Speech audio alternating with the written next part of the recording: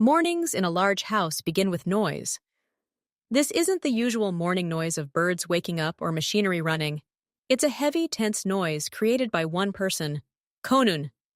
He descends the stairs into the living room. His steps are heavy, his brow furrowed, and he stares at his phone. He's wearing an expensive black suit, but he looks like he hasn't slept all night. His hair is a little disheveled, and there are dark circles under his eyes. Honun sits down in a chair and throws his phone on the table. The sound is loud, like a thud. Jasmine has been up since 5 in the morning. She's standing in the kitchen, checking that everything is ready for breakfast. She's wearing a blue work uniform, her hair pulled back into a neat ponytail. She moves quietly, trying not to make unnecessary noise. After 6 months of working in this house, she's become familiar with her master's habits. She knows, if Honun is in a bad mood, it's best to be invisible. Today he is in exactly this mood. Jasmine hears him moving around the living room. He opens cabinets, moves things around, mutters under his breath. She pours fresh tea into his favorite cup. It's black, strong, without sugar, just how he likes it in the morning. She takes the tray and leaves the kitchen. The living room is in disarray. A newspaper is scattered on the floor, a pillow has fallen off the sofa, and a desk drawer is open. Honun stands in the middle of the room, looking around as if searching for something very important. He turns and sees Jasmine. For a second, something like relief appears in his eyes, as if he thinks, now she will help, she always knows everything. But that second passes quickly. "What are you doing here?" His voice sounds sharp, like the crack of a whip. Jasmine stops, holding the tray steady, even though her insides clench. "I brought tea, Mr. Honun," she says quietly but clearly. "I didn't ask for tea." He turns away and starts pacing the room again. "I didn't ask for anything at all. Why do you always show up when I don't ask?" Jasmine is silent. She knows she can't argue. She simply stands there, tray in hand, waiting for him to tell her what to do next. Honun approaches the window, then turns around abruptly. "Where are the cookies?" "The ones in the blue box. Jihu said they were here last night. This morning, the box is gone." Jasmine remembers this box. She saw it on the coffee table yesterday when she was cleaning, but she didn't touch it. She never touches things without permission. "I didn't take it, mister Honun," she replies. "Of course I didn't," he grins, but there's no humor in it. "You never take anything, you never touch anything, you never know anything. You just stand here with your tea and pretend you're invisible." Jasmine looks down. She feels her hands begin to tremble slightly. The tray is heavy, the tea is hot, but she holds it tightly. She can't drop the cup. That would be another reason to scream. Honun comes closer. He's tall, and even when she's standing with the tray, she has to lift her head to look at him. She doesn't. "Look at me when I'm talking to you," he demands. Jasmine looks up. There's so much anger in his gaze that she wants to take a step back. But she stands her ground. "You think I don't know what's going on in my own house?" he says quietly. But that quiet voice makes it even more terrifying. "I know everything. I know the box was here. I know you cleaned here last night. And now the box is gone." "I didn't take it," Jasmine repeats. She wants to add that maybe someone else took the box. Maybe Jihu himself. Maybe it fell and was thrown away by accident. But she remains silent, because anything she says now will be used against her. Honun turns away and walks to the table. He picks up his phone, looks at the screen, then throws it down again. "I have an important meeting today," he says, as if to himself. "I have problems you don't even know about. And I have to waste my morning looking for cookies and listening to your excuses." Jasmine stands and waits. She knows the best thing she can do now is remain silent and wait for the storm to pass. But the storm is not over. "Put the tea on the table," Honun orders. She approaches the table and carefully sets the tray down. The cup makes a slight clang as it touches the saucer. The sound irritates Honun even more. "Are you shaking?" he asks. "Why are you shaking? Am I hitting you? Am I touching you?" "No, I'm just asking about the cookies, and you're already shaking like a leaf." "I'm sorry, Mr. Honun," Jasmine whispers. "Sorry," he mimics. "All you know is how to apologize. And who's going to work? Who's going to keep order? Who's going to look after Jihu while I'm at work?" He falls silent and looks at his watch, then back at Jasmine. "You know what?" he says suddenly, his voice calm. This calm voice frightens Jasmine more than his scream. I'm tired of you. I'm tired of your constant presence. You're always here, always silent, always looking at me with those eyes. I don't want to see you anymore. Jasmine can't believe her ears. She looks at Honun, waiting for him to say, "This is a joke," but he isn't. "You're fired," he says clearly, syllable by syllable. "Pack your things and leave. Today, right now." Jasmine opens her mouth to speak. She wants to explain that she didn't take the cookies, that she's doing a good job, that Jihu has gotten used to her, that she has nowhere else to go. But Hongun isn't looking at her anymore. He's looking at his phone again and dialing a number. "Are you still here?" he asks without looking up. Jasmine turns and walks to the door. Her legs don't obey her. They feel heavy, like lead. She walks out of the living room and closes the door behind her. In the hallway, she stops and leans against the wall. Her heart is pounding so hard it's pounding in her ears. She's not crying. She never cries in front of others. But now the tears are welling up in her throat, and it's hard to hold them back. She hears Hong Wong's voice from the living room. He's speaking into the phone in Korean, fast and angry. She doesn't understand the words, but she understands the intonation. He's still angry. He's angry at the whole world. Jasmine takes a deep breath and goes to her room. It's a small room on the ground floor, next to the kitchen. It contains a narrow bed, a wardrobe, and a small table. It's her nook, her refuge for the past 6 months. She opens the closet and takes out an old gym bag. She doesn't have much. 2 changes of uniform, a warm sweater, shoes, a photo of her mother in an old frame. She carefully places everything in the bag. Her hands are shaking, the zipper is sticking, but she manages. When the bag is ready, Jasmine sits on the bed and looks at the door. She waits for someone to come and say, "It was a mistake," but no one comes. She takes off her work uniform. The blue suit she so carefully ironed every morning now simply hangs on a chair. She puts on her old jeans and a t-shirt, the regular clothes she wore when she arrived here 6 months ago. Jasmine grabs her bag and leaves the room. She walks down the hallway to the back door, as she has done hundreds of times, taking out the trash or picking up a delivery. But today, she's walking for good. She stops at the kitchen threshold. From here, part of the living room is visible. Honun is still there. He's sitting in a chair, staring into space. His phone is lying nearby. He looks tired and lonely. Jasmine wants to say goodbye. She wants to say thank you for these 6 months, but she can't bring herself to come back. She turns to leave and suddenly hears light footsteps. Jihu is coming down the stairs. A little boy in pajamas. He's 6 years old, with black hair and large eyes. He rubs his eyes sleepily and looks at Jasmine in surprise. "Jasmine?" he says quietly. "Are you leaving?" Jasmine can't speak. She just nods. Jihu comes closer and looks at her bag. "Are you coming back soon?" he asks. Jasmine shakes her head. Then she stops and says, "I don't know, little sir." Jihu frowns. He glances at the living room door, where his father's voice is coming from, then back at Jasmine. "Don't go," he whispers. "Please." His heart sank. She squats down to be level with the boy. She looks into his eyes and sees the same sadness she feels in them. "I have to go," she says softly. "But be a good boy. Listen to your dad, okay?" Jihu is silent. He just looks at her. Jasmine reaches out and strokes his head. His hair is soft as fluff. She smiles, though tears well up in her eyes. "Everything will be fine," she says. She stands up, grabs her bag, and walks out the back door. The door closes behind her with a soft click. The sun is shining outside, but Jasmine is cold. She walks down the path toward the gate without looking back. She hears the window open behind her, but doesn't turn around. She walks out the gate and toward the bus stop. Her bag is heavy, even though it's almost empty. It's just fatigue weighing on her shoulders.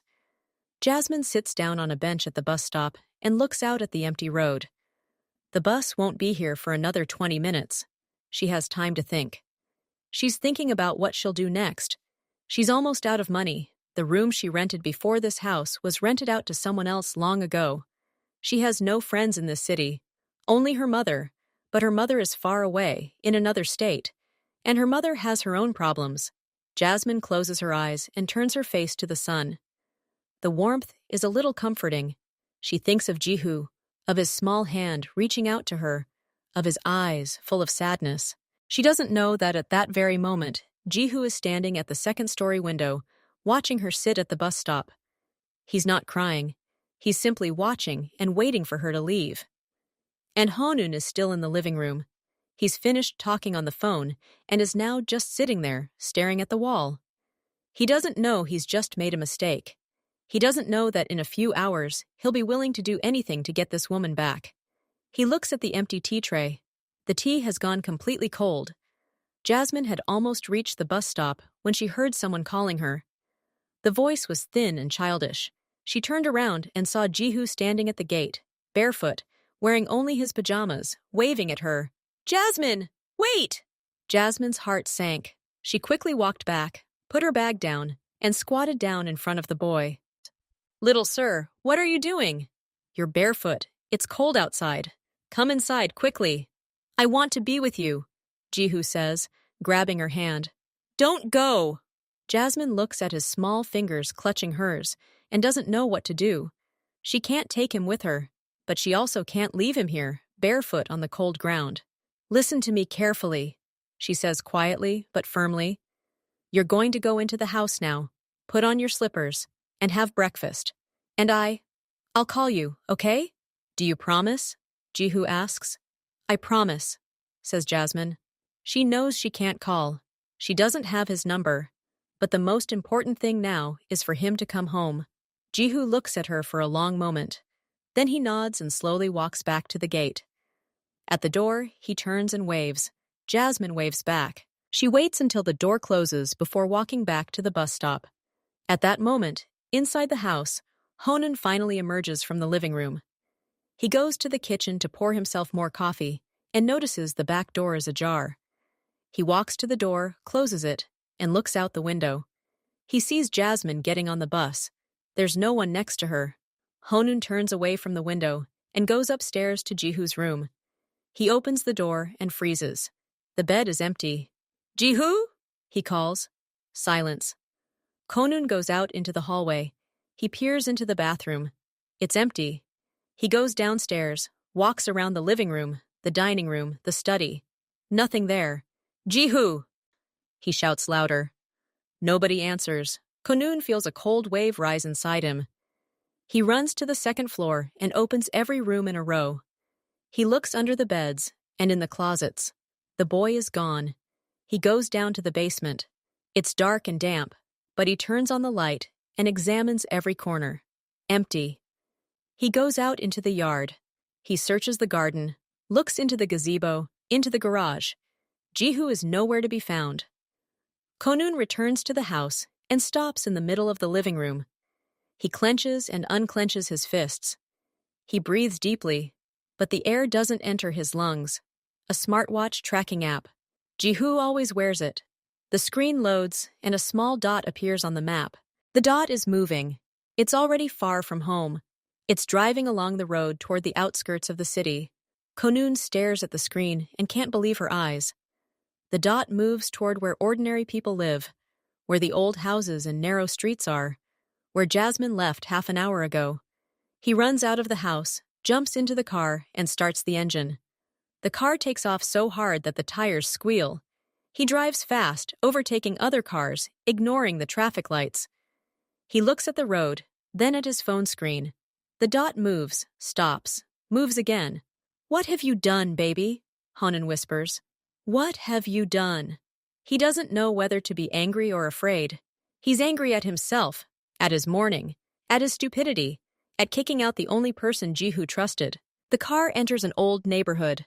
The houses here are low and shabby. Old cars are parked along the roads. People on the streets look at his black SUV with surprise. Honun stops near one of the high-rise buildings. He looks at his phone. A dot on the map is blinking somewhere here, in this building. He gets out of the car and approaches the entrance. The door is old and broken, but opens easily. Inside, it smells of damp and something else that old houses smell like. Honun climbs the stairs. The steps creak under his feet. He stops on the third floor, in front of a leatherette-covered door. The phone shows that the target is inside. Honun raises his hand to knock and freezes. He hears voices outside the door, children's laughter, and Jasmine's quiet, calm voice. "Careful, it's hot," she says. "Blow on the tea, like I taught you." "Can I have some marshmallows?" Jihu asks. "Yes, you can," Jasmine replies. "I have some." Honun stands at the door, unsure what to do. He came angry. He came to pick up his son and perhaps yell at this woman. But now, listening to this peaceful conversation, he feels the anger fading. He lowers his hand and just stands there, leaning his forehead against the cold door. Inside, Jihu sits on an old wooden chair, his legs dangling. A mug of tea sits in front of him, and he gently blows on the steam. "You know, Jasmine," he says, "Daddy's not mad today because the cookies are gone." "Why?" Jasmine asks, placing a small plate of marshmallows in front of him. "His car broke down. An important car. He didn't sleep all night. I heard him walking around." Jasmine nods. She understands. She always understands. "What about the cookies?" she asks cautiously. Jihu looks at her and smiles. "I ate it," he whispers. "At night. And I hid the box under the sofa so Dad wouldn't scold me. But he still found it?" Jasmine looks at the boy and feels a tightness in her chest. Honun blamed her, but it was his own son who was to blame. A little boy who simply wanted something sweet at night. "I didn't find it," she says softly. "But you had to tell the truth." "I was scared." Jihu lowers his eyes. Dad was angry. Jasmine strokes his head. "It's okay," she says. "Drink your tea." She hears a sound outside the door. Quiet, like someone sighing. She perks up, goes to the door, and listens. Silence. Maybe it seemed so. She returns to the table and sits down opposite Jihu. The boy is chewing a marshmallow and squinting contentedly. "Your home is tastier than ours," he says. "Because there are marshmallows here," Jasmine smiles. "And your dad doesn't buy marshmallows from you." "He says it's harmful." "A little bit is possible." They sit in silence, and Jasmine thinks about what will happen next. Soon Honun will miss her son. Soon the search will begin. Soon this peaceful evening will end. But as long as Jihu is here, as long as he's drinking tea and smiling, she won't do anything. Let him be in peace for a little while longer. Honun stands outside the door, unable to knock. He hears every word, hears his son laugh, hears Jasmine care for him, hears how warm and peaceful it is in this small, poor apartment. He raises his hand and knocks. 3 times, loud and clear. Everything inside freezes. Jasmine looks at the door. Jihu stops chewing. "Who's there?" the boy asks in a whisper. Jasmine doesn't answer. She stands up and walks slowly to the door. Her heart is pounding so hard, it seems like it can be heard throughout the house. She opens the door. Honun stands in the doorway, pale, with wild eyes, and shaking hands. He looks at Jasmine, then at Jihu, who has jumped off his chair and is running toward him. "Dad!" Jihu shouts, hugging his father's legs. Honun squats down and hugs his son so tightly, as if he is afraid that he will disappear. "Are you okay?" he asks hoarsely. "Are you okay?" "Yes, Dad. We drink tea with marshmallows." Honun looks up at Jasmine. She stands in the doorway, arms crossed, looking at them. There's no fear in her gaze, only weariness and a hint of sadness. Honun wants to say something, apologize, explain, but the words won't come. He just looks at Jasmine and sees her smiling at Jihu, who waves at her from his father's embrace. "Come in," Jasmine says quietly. The tea is still hot. The small apartment is quiet. The only sounds are the ticking of the old clock on the wall and Jihu's occasional sip of tea. Jasmine sits across from the boy, watching him eat a marshmallow. She smiles, but inside, she's uneasy. She knows this peaceful moment can't last forever. Somewhere out there, in the big house, Honun has probably already noticed that his son is missing. He's already searched every room, already screamed, already rung the bell. And soon, very soon, he'll start looking. Jasmine looks at the door. It's old, covered in brown leatherette, with a small peephole at eye level. This door is the only barrier between her and the world she just left. Jihu notices her gaze. "What's wrong?" he asks. "Nothing, little sir. I was just thinking." "Don't call me that." Jihu winces. "I'm just Jihu. You're at home, not at work." Jasmine smiles. He's right. She's not a maid here. She's just Jasmine, hosting a guest. "Okay, Jihu, come on, eat." The boy nods and focuses on the marshmallow again. He eats it carefully, trying not to get it on his fingers, though it's difficult. The marshmallow sticks to his fingers. Jasmine gets up and goes to the window. It looks out onto a courtyard where someone's sheets are drying and children are running around. An ordinary courtyard of an ordinary house. Nothing special. She looks down and suddenly sees a black car. A large SUV, so different from the cheap old cars parked outside. The car is parked right at the entrance. Jasmine's heart skips a beat. She doesn't know exactly whose car it is. Maybe it's just someone visiting. But deep down, she already knows the answer. "Jihu," she says quietly. "Did you tell Dad where you were going?" The boy shakes his head. "He was busy. He was talking on the phone." Jasmine presses her lips together. She looks at the door, then back out the window. No one gets out of the car. For now. She tries to calm down. Maybe it wasn't him. There are plenty of black cars in the city.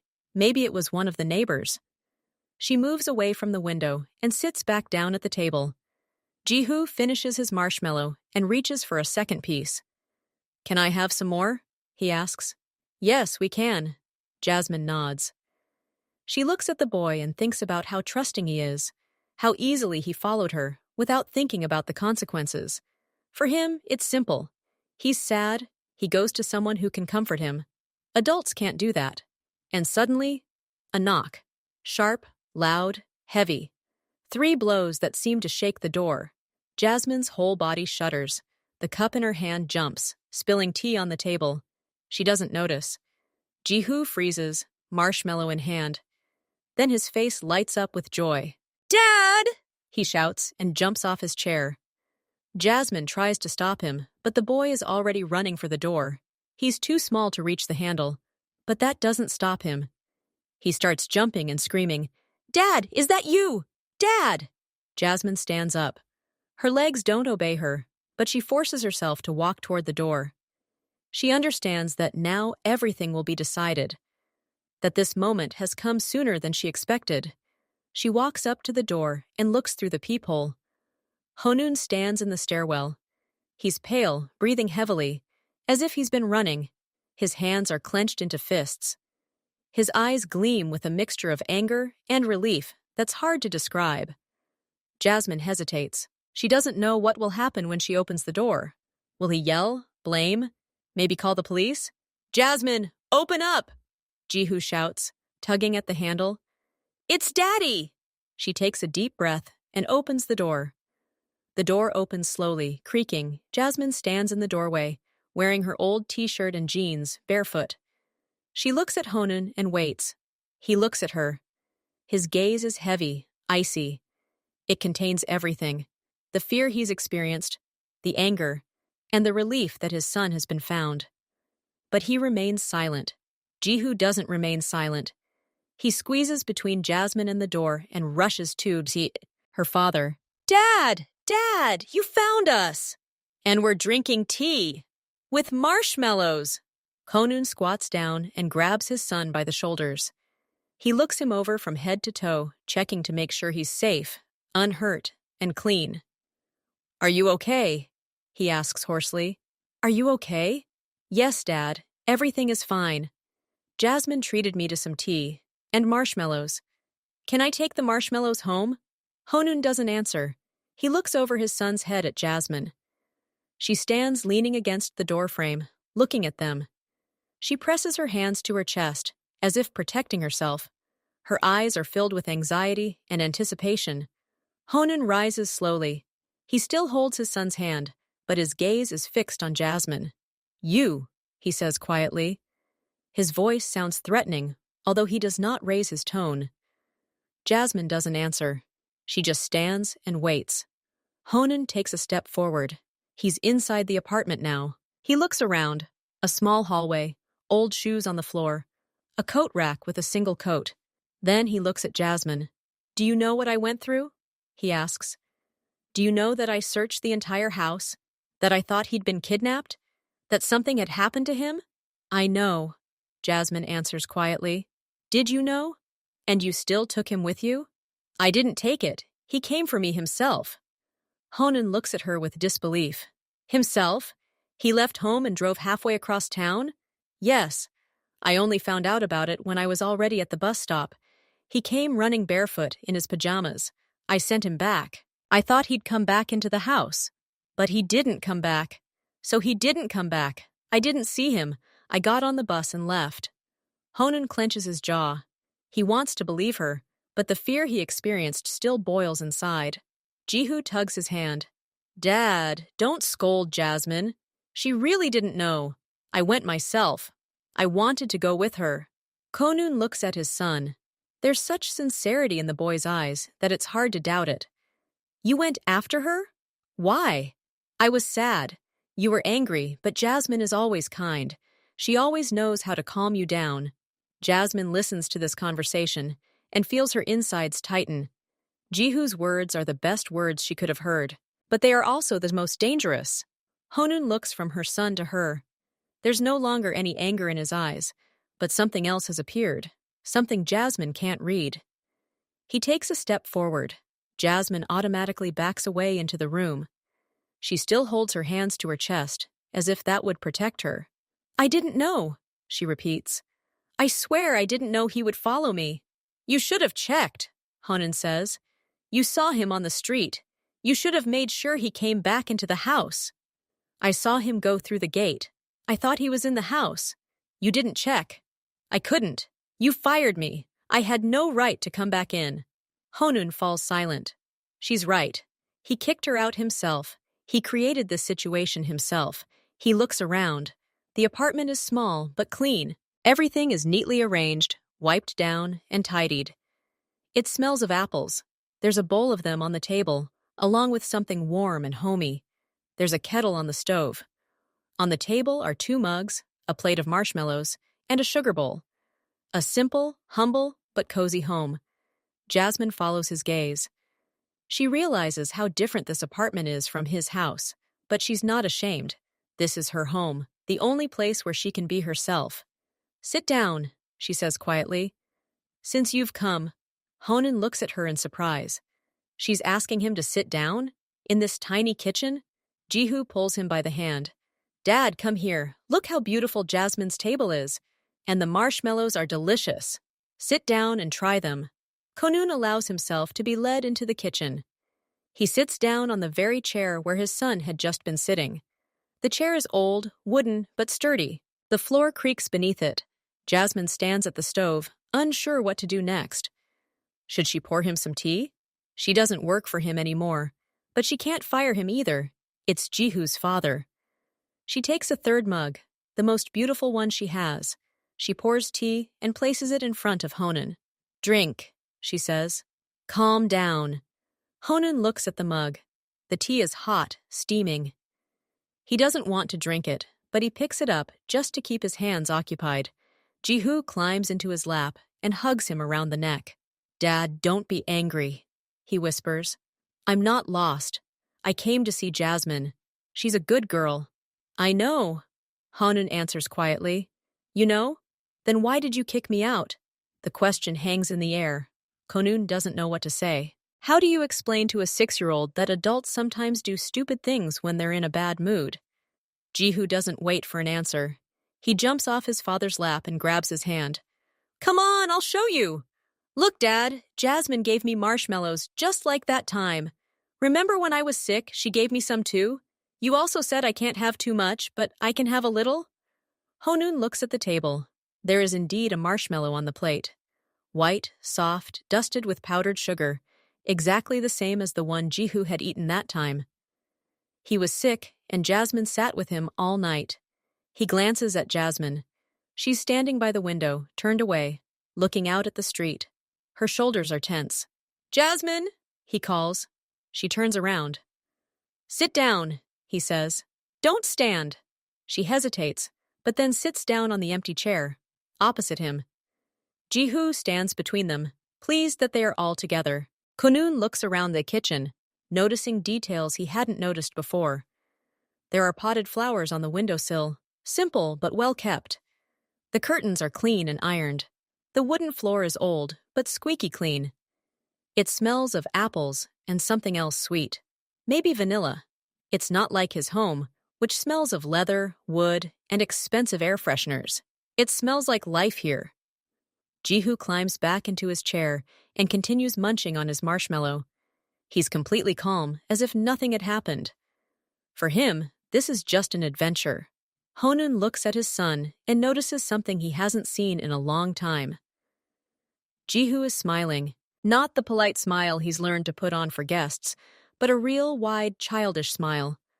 The way he used to smile when he was very little, when his mother was around. Now he smiles the same way. Honun feels a tightness in his chest. He rarely sees his son like this. Usually, Jihu is reserved and serious, like a small adult.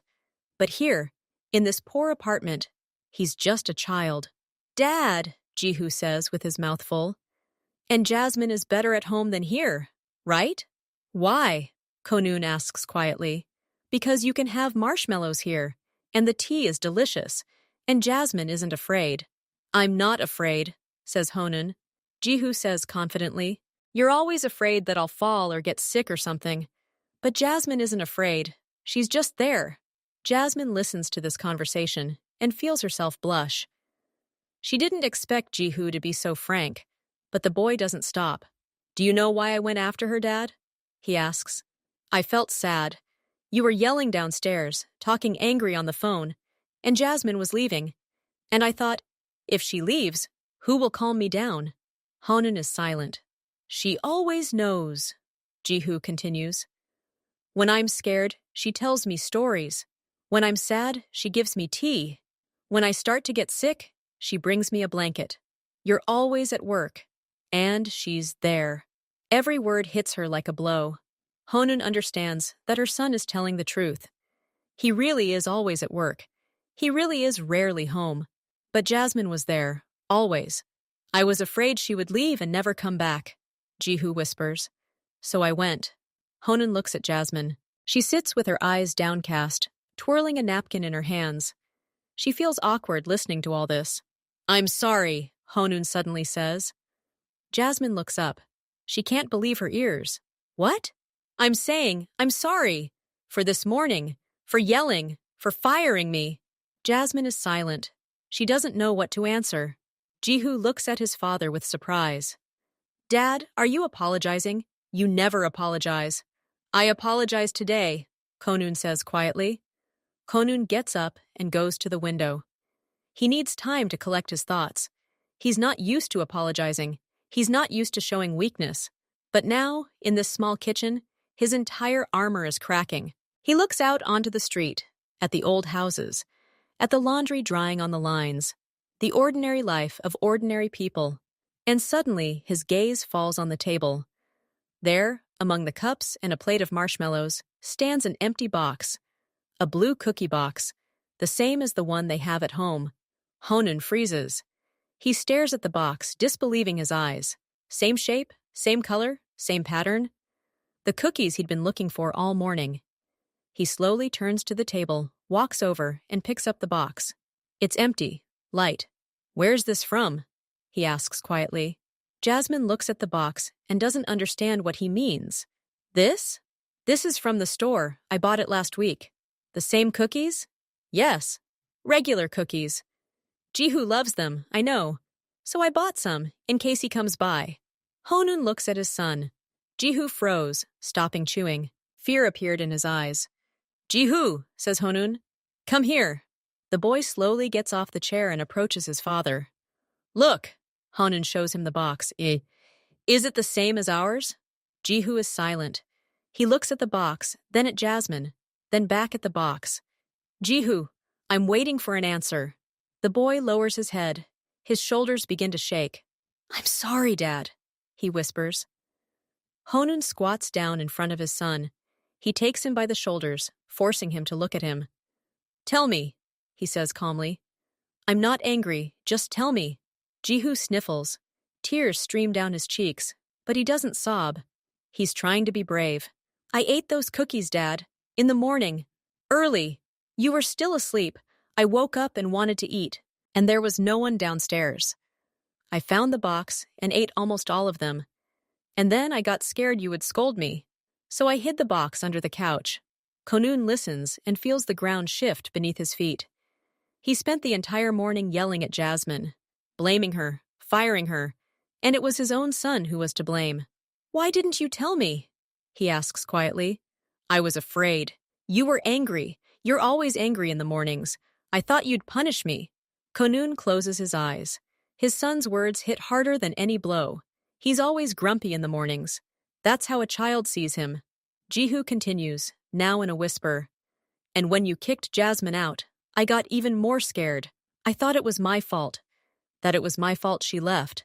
And I went after her to tell her I ate her, so she'd come back." Jasmine, who had been sitting there holding her breath this whole time, suddenly stood up. She walked over to Jihu and squatted down as well. "Little Jihu," she corrects herself. "It's not your fault. Do you hear me? You were just hungry. It's normal. But Dad kicked you out." "Daddy was wrong," Jasmine says firmly. "Adults make mistakes sometimes." Honun looks at her. She's defending him in front of his own son, even though he fired her, even though he yelled at her. She doesn't take advantage of the moment to make him look bad. She's simply reassuring the child. "Jasmine is right," he says hoarsely. "I was wrong. I was wrong." Jihu looks at his father in surprise. Then he turns his gaze to Jasmine. "So you're not leaving? You're staying?" Jasmine doesn't know what to answer. She looks at Honun. He rises slowly. "Jasmine," he says, "I'm asking you to come back, not because of the cookies, not because I need you, but because he needs you." He nods towards his son. "I can't force you, but I'm asking, please." Jasmine looks at him. There is no arrogance in his eyes, no anger, only weariness and hope. She turns her gaze to Jihu. The boy looks at her with such pleading expression that it breaks her heart. "I'll think about it," she says quietly. But they both know she's already agreed. Because she can't leave this boy. She can't. Jihu rushes towards her and hugs her around the neck. "Thank you, thank you, thank you," he shouts. Jasmine hugs him back and looks over Honun's head. Honun nods to her. Once. Briefly. But in this nod, there is everything. Gratitude, a promise, and the beginning of something new. Jihu is still hanging on Jasmine's neck, hugging her tightly, as if afraid she'll disappear if he lets go. Jasmine strokes his back and feels his small body gradually relax. The fear fades, the tears dry. Honun stands 2 steps away from them and watches. He doesn't move, doesn't speak. He just watches. Jasmine looks up and meets his gaze. There was no longer any anger in his eyes. None at all. The icy glint she'd seen this morning was gone. The anger with which he'd knocked on the door was gone too. Only something else remained. Confusion. Honun doesn't know what to do next. He's used to commanding, giving orders, making decisions for others. And now he's standing in a strange, tiny kitchen at a loss for words. And shame. Jasmine sees it in the way he averts his eyes, the way he clenches and unclenches his fists, the way he hides his gaze. He's ashamed of this morning, of his screams, of the unfair accusation. He opens his mouth to say something, but no sound comes out. Just a quiet exhalation. Jasmine waits. She doesn't know what he'll say. Maybe he'll order her again. Maybe he'll make excuses. Maybe he'll just turn around and leave, taking Jihu with him. She doesn't know. And this ignorance makes everything inside her freeze. The silence in the kitchen becomes so thick, you could cut it with a knife. No one speaks. Jihu is quiet on Jasmine's shoulder, only snoring occasionally. Honun stands still. Jasmine is afraid to move. And suddenly, this silence is broken by a sound. The kettle on the stove begins to boil, quietly at first, then louder. The water gurgles, the lid bounces, steam billows from the spout. A normal, homely sound that breaks into the tense silence and shatters it. Jasmine winced. She'd completely forgotten about the kettle. It had been sitting on the stove since she'd poured Jihu's tea. She carefully pushes the boy away, gets up, and goes to the stove. She turns off the gas. The kettle goes silent. He turns back. Honun is still standing there. Jihu is now looking at his father, wiping away the remaining tears with his sleeve. "Dad," he says quietly, "why are you silent?" Honun looks at his son, then at Jasmine, then back at his son. "I think," he answers hoarsely. "About what?" "About how to fix what I did." Jihu frowns. For him, it's all simple. Dad made a mistake. Dad apologized. Jasmine forgave. What else needs to be fixed? But Jasmine understands. She sees how difficult it is for Honun. She sees how he struggles with himself, how the pride that has always been second nature to him is now at odds with something else, with the desire to fix everything, with the need to do it right. "Sit down," she says again. "The kettle's boiling. Have some tea." Honun shakes his head. "I can't just sit and drink tea," he says. I have to decide this." "What to decide?" asks Jasmine. Honun looks at her for a long moment. Then he looks at his son, then back at her. "Will you come back?" he asks bluntly. The question hangs in the air, simple, direct, without detours. Jasmine doesn't answer right away. She looks at Honun, trying to figure out what's behind this. Does he need a maid? Or has he truly realized he was wrong? "Jasmine," says Honun, "I don't know how to speak beautifully. I don't know how to ask for forgiveness. I don't know how to ask at all. But now I'm asking." He pauses, choosing his words. "Pack your things. You're going back." His voice is dry, firm. It's not a question. It's almost an order. But Jasmine hears something different in this order. He doesn't say, "I command." He says, "I ask." He simply can't ask any other way. "Am I coming back?" Jasmine asks. "As a maid?" "Yes. No. I don't know." Honun rubs his face with his hand. "How are you?" "Just come back. Jihu misses you. I was wrong." Jasmine looks at him and sees how difficult it is for him. Every word comes with effort. He's not used to apologizing. He's not used to admitting mistakes.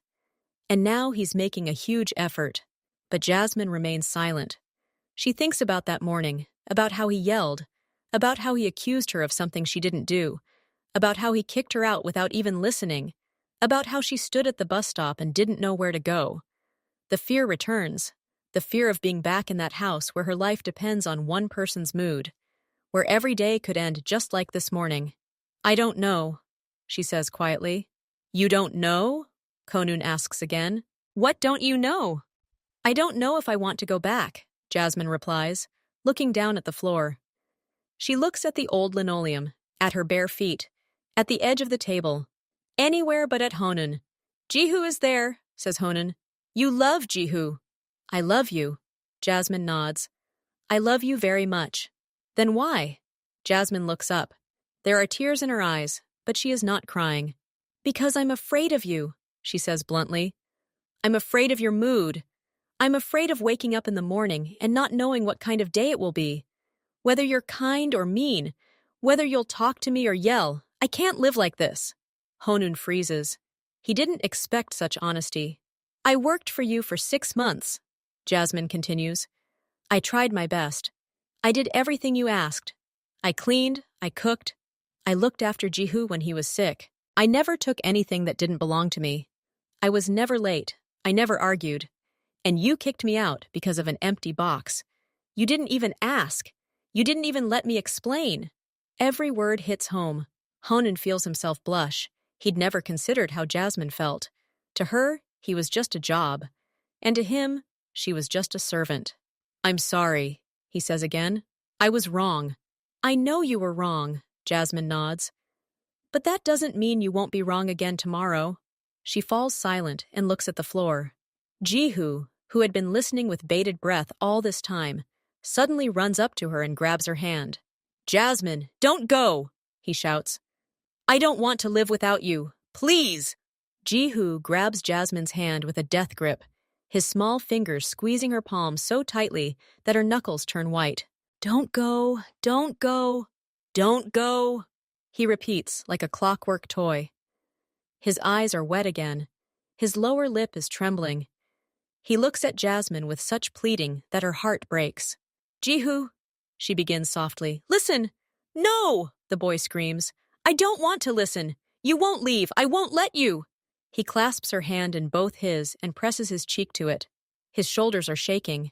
He's crying, but he tries to cry quietly so as not to burst into tears. Jasmine looks at him and feels her own resolve melting.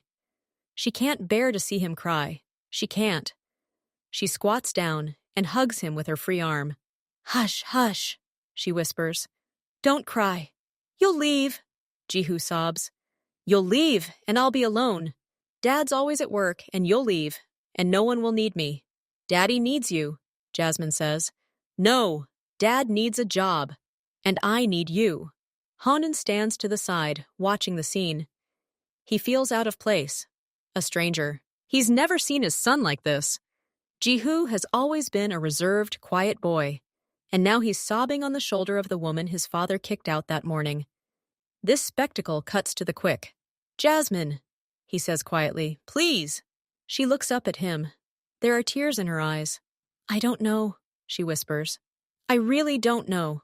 Honun looks at his son, at Jasmine, at their intertwined hands, and suddenly he understands one simple thing. If he left now alone, if he took Jihu by force, if he simply said enough and took the child away, he would lose his son forever. Not physically. Jihu would live with him, eat, sleep, go to school. But the light Jasmine lit in him would fade. Jihu would withdraw, become even more serious, even more distant. Honun doesn't want this. He looks at his hands. Hands that are used to clenching into fists, hands that have never asked anyone. How much? He asks suddenly. Jasmine doesn't understand. What? How much do you want? To come back. I'll pay. Jasmine looks at him with surprise, then with sadness. Do you think it's about money? She asks quietly. What for? Honun shrugs. I'll give you more, twice as much, 3 times as much. Whatever you say. Jasmine shakes her head. It's not about it money. What about? Tell me, I'll do everything. Jasmine stares at him for a long moment. Then she looks at Jihu, who is still holding her hand. I don't know, she says honestly. I need to think about it. Honun is silent for a few seconds. Then he takes an envelope from his inside jacket pocket. Thick, white, sealed. He places it on the edge of the table. There's enough here, he says, so you won't want for anything for a while you look for a new job, or while you decide whether to come back or not. Jasmine looks at the envelope, then at Honun. Is this how you always solve problems? She asks. With money? Money solves many problems, Honun replies. Not all. She doesn't take the envelope. She doesn't even touch it. Honun looks at the envelope, then at her. Confusion fills his eyes. He doesn't understand.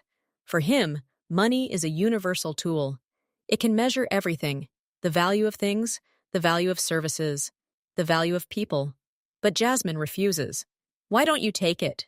He asks. Because I'm not for sale, Jasmine answers quietly. I worked for you for a salary, that's fair. But to take money just because you kicked me out? That's not right. Honun looks at her and for the first time in a long time, doesn't know what to say.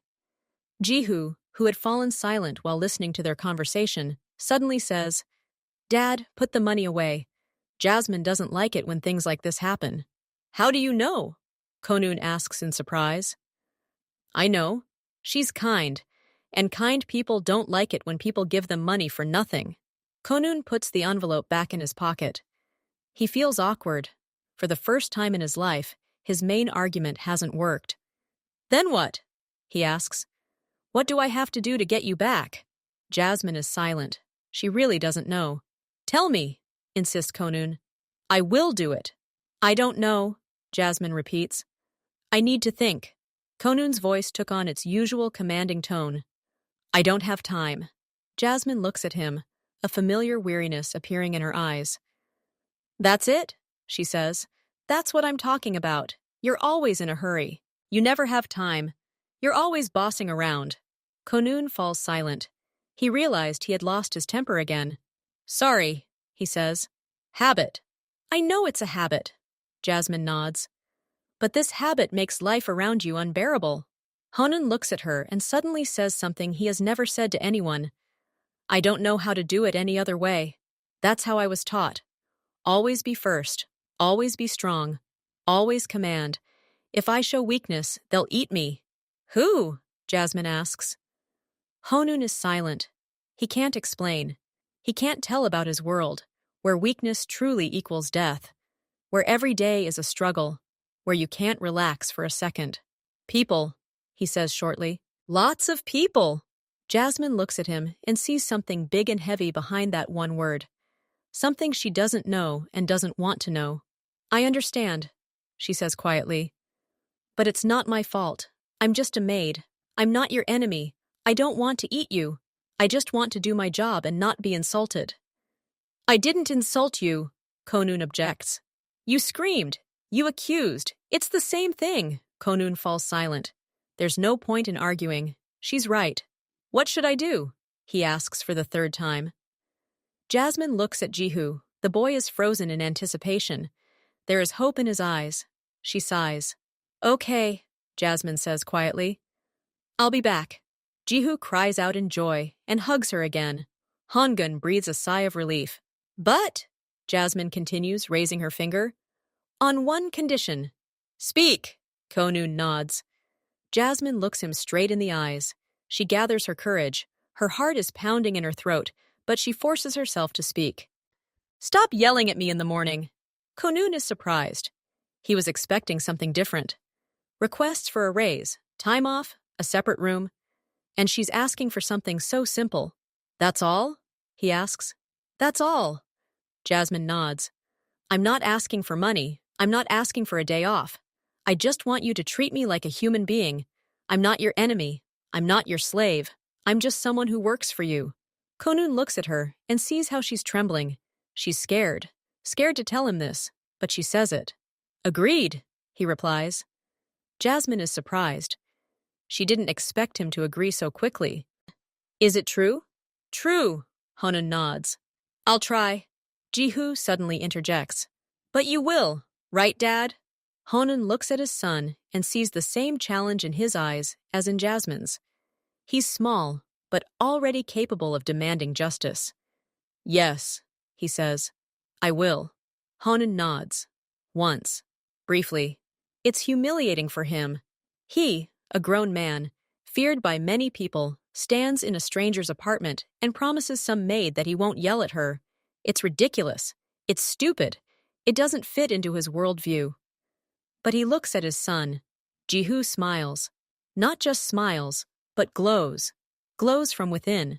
There's a happiness in his eyes that Hongun hasn't seen in years. And Honun understands. It's worth it. Let pride suffer. Let self-esteem scratch. Let everything inside protest. For the sake of this smile, one can endure much more. Thank you, Jasmine says quietly. Thank you, Honun replies, for agreeing. Jihu looks at both of them and nods contentedly. That's good, he declares, in the tone of a little old man. Now let's go home. I'm hungry. Real food, not just marshmallows. Jasmine laughs. Honun allows himself to smile too. The tension subsides. Jasmine begins to pack. She doesn't have much. Everything is already packed in the same duffel bag she brought with her. She checks to make sure she's got everything. A photo of her mother, a warm sweater, a change of shoes. Then he goes to the kitchen. He checks that the gas is off. He turns off the tap. He wipes the table of spilled tea. He washes the mugs and puts them out to dry. Honun watches her. Even now, when she no longer works for him, she cares about order. It's just a habit, or part of her nature. Jihu follows her like a little tail, afraid to let her out of sight. Are you taking everything? He asks. Did you forget anything? I took everything, little master, Jasmine replies. I asked you not to call me that. Sorry, Jihu. I took everything. She looks around the apartment one last time. Small, poor, but hers. She doesn't know when she'll return here. Maybe in a week, maybe in a month, maybe never. Ready? Honun asks. Yes. Jasmine nods. She picks up her bag. checks to see if she's locked the door, and they head out onto the stairs. They descend. The old staircase creaks underfoot. The landings smell of food and cats. An ordinary entrance to an ordinary building. Honun goes first. Jihu holds Jasmine's hand. She holds the bag. They go outside. The sun is already high. The day is in full swing. The black SUV is parked where Honun left it. The car is spacious and clean. The leather seats smell expensive. Jasmine climbs into the back seat. Jihu climbs in after her and immediately cuddles up to her. "Can I sleep?" he asks. "Yes, you can," Jasmine replies. "Close your eyes." Jihu closes the door. The car starts moving smoothly. Honun drives carefully, not like he did when he came here. He glances in the rearview mirror and sees his son settle into a comfortable position, rest his head on Jasmine's lap, and fall silent. Jasmine looks out the window. Old houses float past, then new ones, then trees, then houses again. She thinks about what happened today. How much has happened in just a few hours. Jihu falls asleep quickly. The day has been too eventful for a 6-year-old boy. He snores in his sleep, completely relaxed. Jasmine looks at him and smiles. Then she notices how chilly it is in the car. She takes her warm sweater out of her bag and covers the boy with it. Honun glances in the rearview mirror. He sees Jasmine carefully adjusting Jihu's sweater, tucking it around him. He sees her stroking his head, brushing his hair back from his forehead. He sees her looking at him with the tenderness only mothers show. His heart sank. He'd never seen anyone treat his son like this. The nannies he'd hired were professional, but cold. They did their job, but without heart. But Jasmine, she's different. She loves Jihu. It's visible. It's felt. Honun looks away and stares at the road. There's a strange warmth in his chest. He doesn't know what to call it. Maybe gratitude. Maybe something more. The car pulls into a familiar neighborhood. Large houses, wide streets, perfect lawns. The world he lives in. But now this world seems empty to him without that woman in the back seat. The car pulls into the gates of the mansion. The gates slowly open, then just as slowly close behind them. Jasmine looks at the house, so familiar, yet so foreign. She left here this morning, thinking it was forever, and she returns a few hours later. The car stops at the entrance. Hongun gets out and opens the back door. Jihu is fast asleep. "I'll take it," Honun says quietly. He carefully picks up his son. Jihu mumbles something in his sleep, but doesn't wake up. Jasmine gets out of the car, picks up her bag, and looks at the house. At the small door on the side that leads to her room. At the front entrance she never goes into. At the windows she spends so much time behind. She feels different, not like a servant who has returned to work, but like, she doesn't know how, but different. Hongun, holding Jihu in her arms, walks toward the door. He stops and turns around. "Are you coming?" he asks. Jasmine nods and follows him. The evening passes quietly. Jasmine unpacks her small room. Everything is in its place, as if she had never left. Then she goes upstairs to check on Jihu. The boy is awake, but still sleepy. He's sitting on the bed, rubbing his eyes. "Jasmine," he calls. "I'm here, little. Jihu, sit with me." Jasmine sits on the edge of the bed. "Should I read to you?" "Yes." "About the rabbit." Jasmine takes a book from the shelf, opens it to the bookmark, and begins to read. Her voice is quiet, calm. Jihu listens with his eyes closed. A shadow appears in the nursery doorway. Honun stands there, hesitant to enter. He watches Jasmine read, watches her son fall asleep to the sound of her voice, watches her straighten his blanket and stroke his head. He stands there for a long time. Then he quietly leaves so as not to disturb. Jasmine finishes reading, makes sure Jihu is asleep, and leaves the room. There's no one in the hallway. She goes downstairs to the kitchen. She pours herself some tea and sits down at the small table. It's been a long day. She's tired, but it's warm inside. She's home. The next morning begins normally. Jasmine wakes up at 5, washes, and dresses in her uniform. She goes to the kitchen and makes breakfast. She pours tea into Honun's favorite cup. Black, strong, no sugar. She takes the tray and goes into the living room. Honun is already there.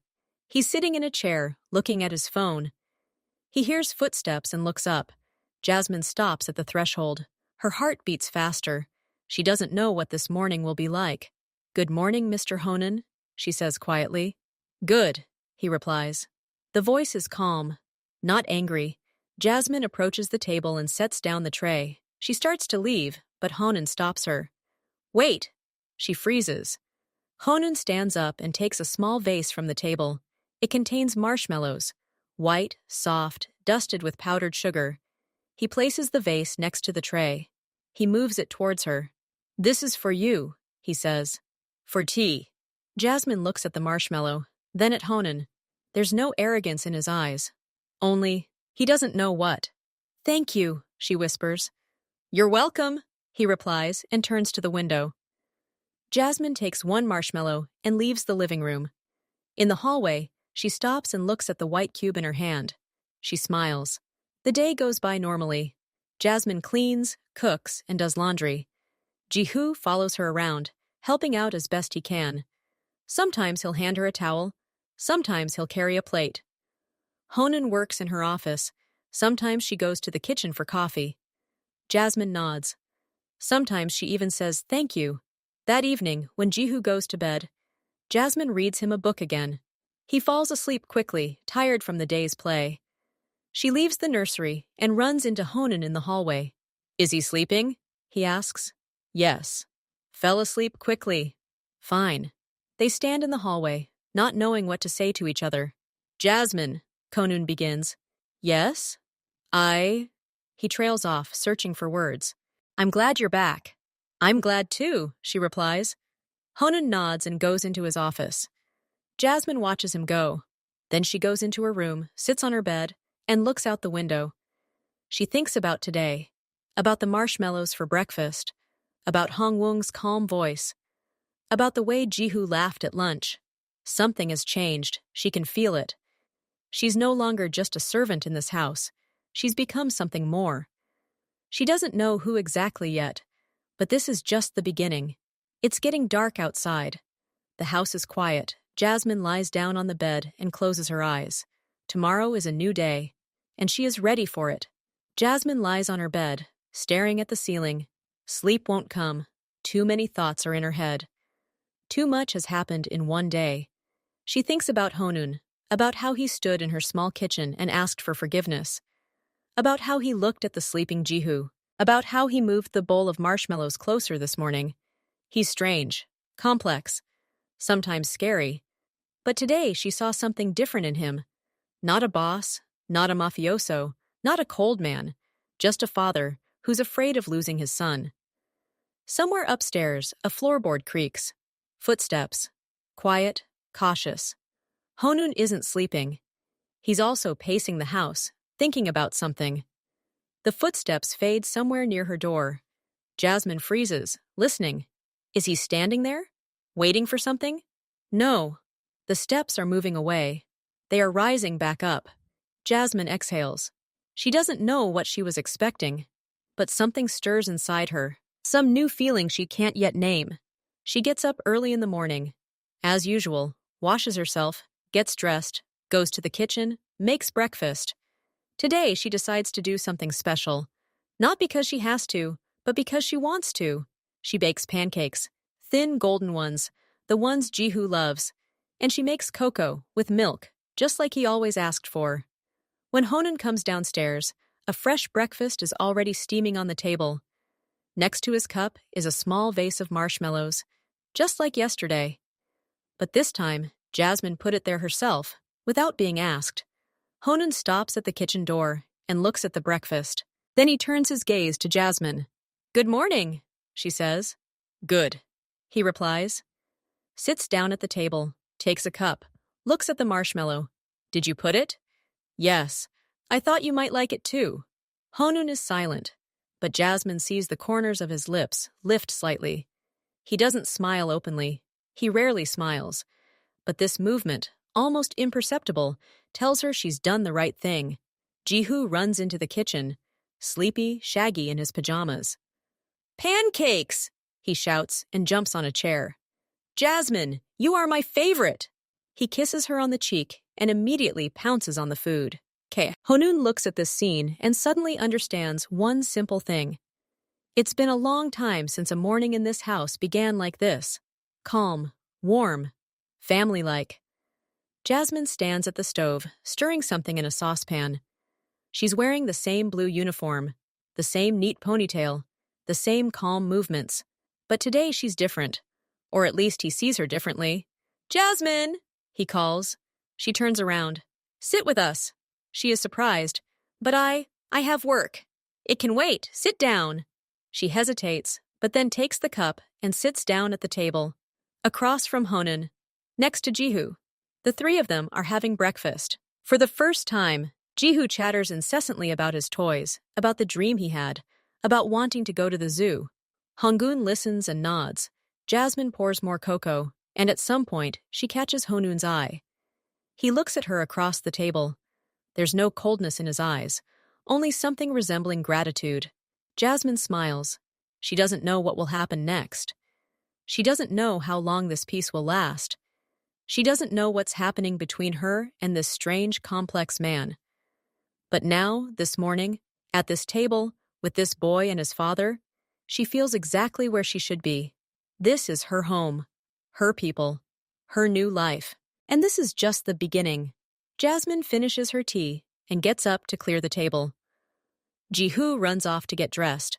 Hongun remains sitting, looking out the window. "Jasmine," he says without turning around. "Yes?" "I have a meeting this evening. I'll be staying late. Will you look after Jihu?" "Of course, as always." Honun nods, then adds, "I'll call. Check on you." "Fine." Jasmine washes the dishes and thinks about his words. He never called to check up before. He always just left and came back when he wanted. And now he says he'll call. A small thing, but somehow it feels nice. The evening passes quietly. Jasmine plays with Jihu, feeds him dinner, bathes him, and reads him a story. The boy falls asleep quickly, having run around all day. She's sitting in the living room, knitting something, and waiting. She doesn't know what. She's just waiting. The phone rings at 10. "Honun, how are you?" he asks. "Everything is fine. Jihu is sleeping." "Have you eaten?" "Yes. Buckwheat with a cutlet, and drank some milk." "Okay. I'll be there soon." "Fine." Short beeps. Jasmine looks at the phone and smiles. An hour later, a car pulls in. Honun enters, tired but calm. He takes off his jacket and hangs it on a chair. "Would you like some tea?" Jasmine asks. "And you?" "I'll have a drink too." They sit in the kitchen, drinking tea and remaining silent. The silence is light, not tense. "Thank you," Honun suddenly says. "For what?" "For today. For Jihu. For everything." Jasmine looks at him. "You're welcome," she answers quietly. Honun finishes his tea and stands up. "Good night, Jasmine." "Good night." She washes the cups and goes to her room. She lies down and closes her eyes.